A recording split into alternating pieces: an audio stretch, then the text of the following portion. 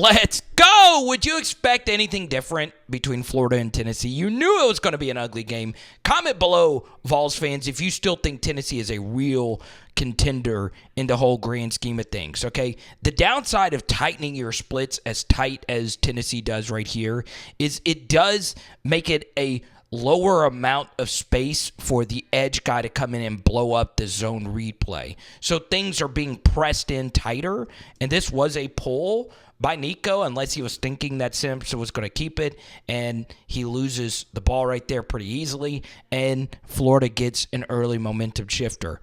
Oh! All right, we get to here.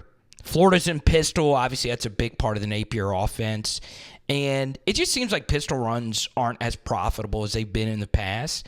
I don't know why, but either way, 21 makes this play. Tennessee, please remind me of his name.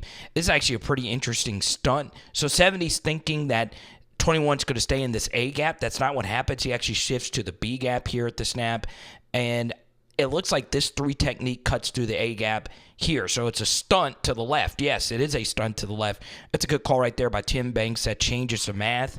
You get a lot of penetration right here through both of these gaps. That's called your DT's kicking ass right there. And you hold Florida in a major, major, major spot here early in the game. All right, so let's show some love to Chris Brazzell, the 2-lane transfer, play action fake. Man, this is just ridiculous. You start off looking left, and now you're working back to the right side. And NICO has to know if you're staring down this the whole way, you're more than likely going to be throwing a medicine ball over the middle, okay? And, man, that's as good as it gets. I mean, honestly, you tell me a catch over the middle that is better than this one. Protection really good. They only brought a 3-man rush. But this is a good learning curve for NICO, right? If you stare down an in-breaker like this, especially on a rush 3, drop 8, you're going to get ear hold. And that's helmet to helmet. Oh, man, how did he hold on to this? How?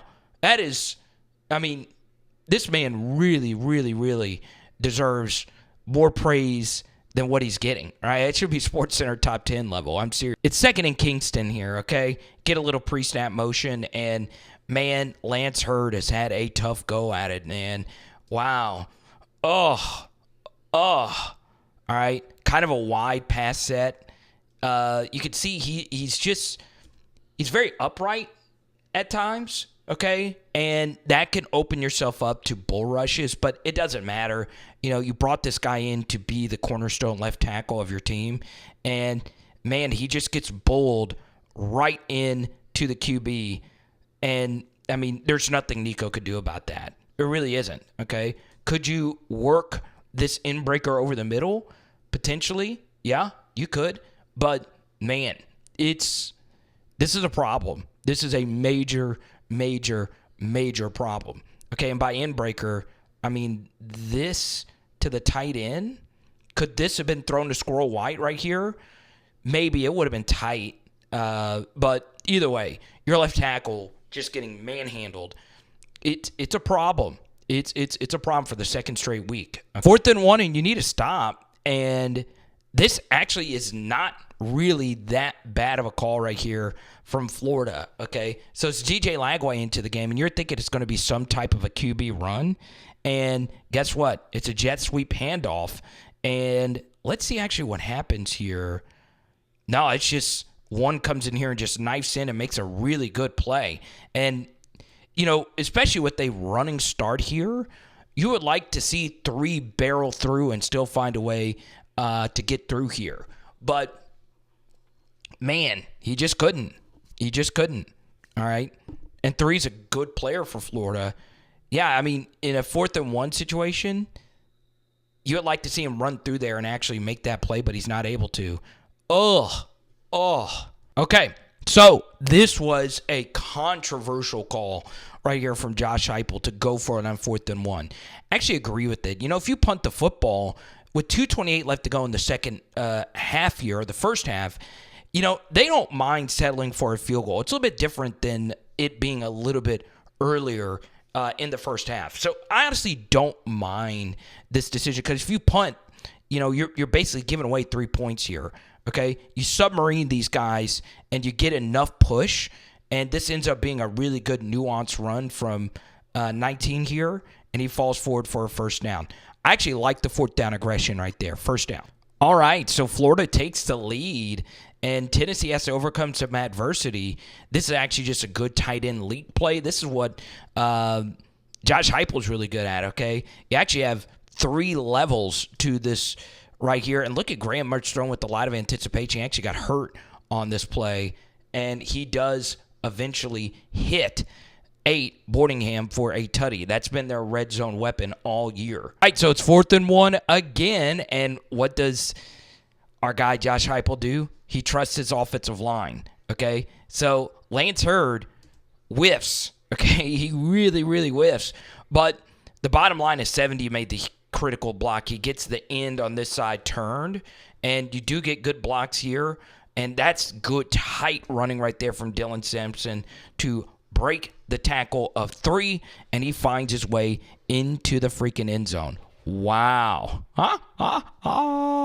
Dylan Sampson, man. All right, so 2nd and 4, Vols, they have to answer here, and what do? You go with your best freaking player on the team, which right now is Dylan freaking Sampson. You're pulling both the left guard and the left tackle, so these blocks have to be really good off the edge. The end had to play NICO, and man, this is really, really good stuff right here from the right side of this Tennessee offensive line when you really freaking needed it, okay? Down block here, great down block right here from the tight end to seal this, and now you need Lance to get a good block here. He's actually just leading the way, and Sampson's able to miss a guy. 70, man, that is just absolutely grossness from Dylan Sampson, and he takes it in. My goodness, I want to see this again right here. Good blocks downfield, and Lance does find someone right here, and it is a tutty. Sampson the Great. Let's go. Okay, so it's 3rd and Alcoa here, and man, this is some gutsy play from DJ Lagway. I actually like the decision to only rush 4 in this spot. And you do have players underneath just in case he wants to run. The one thing I would have done differently is put some type of spy right here to pick up what needs to be picked up here, which is Lagway up the middle. Okay, I wouldn't want him to have a free run here because he honestly could have run for a lot of yards here if he wanted to, but eventually he hits it over the middle. Okay, look at that. Good freaking stuff from DJ freaking Lagway. Here we go. It's 2nd and 15, and man, they changed up the picture post-snap to cover 3, and they're just reading screen the entire way. That was a good job right here by 20, and the worst thing to do is run a screen into a twist because 20 could see what's happening, right? And that's exactly what he does, and he gets a huge negative yardage play. Wow. You got a chance. You've not played your best in either of the last few games. What do? You give him a simple throw in the split zone. Okay? Really, really, really good call right here by Josh to get NICO something very simple in a big spot right here. And 20 falls forward here for a nice gain on 1st. But what are we doing? You give it to Dylan Sampson. Okay? And guess what? The numbers were there to actually throw it. And you just trust this offensive line. Man, Lance had a good night run blocking. That's a key block right there to get Dylan through there. And Dylan, man, he does a good job of getting skinny and just squeezing through there. As a Louisianian, especially Dylan being from Dutchtown, it hurts watching him do this. He should be a tiger. You've got to throw on this. All right, it's straight man-to-man on the outside. This is actually a really good pull read right here by NICO. This is an RPO all the way. They're going to give you this cushion, pitch and catch, and it's a nice, easy gain on 1st. And Thornton, guess what? He can potentially win the game right here. He does a good job making this guy miss and falling forward for a 1st. Alrighty, Tennessee fans, comment below. Do you believe you still have a shot at the playoff? Yeah, this was not the prettiest game. By any stretch of the imagination at all, okay? But you got it done. Obviously, NICO, he's got to start playing better. This offensive line and pass protection has got to start playing better. But it's Florida, Tennessee, I mean, this is never going to be a blowout. Ever. Never, ever, ever, ever, ever, ever, ever going to be a blowout. It's always going to be weird, okay? And Dylan Sampson scores. I know the day that the Vols play their best versus Florida will be the day that I'm 6'8". So comment below if you think this team could still make it, but Dylan Sampson, let's focus on the positive. What a freaking game that was from him. Wow, wow, wow.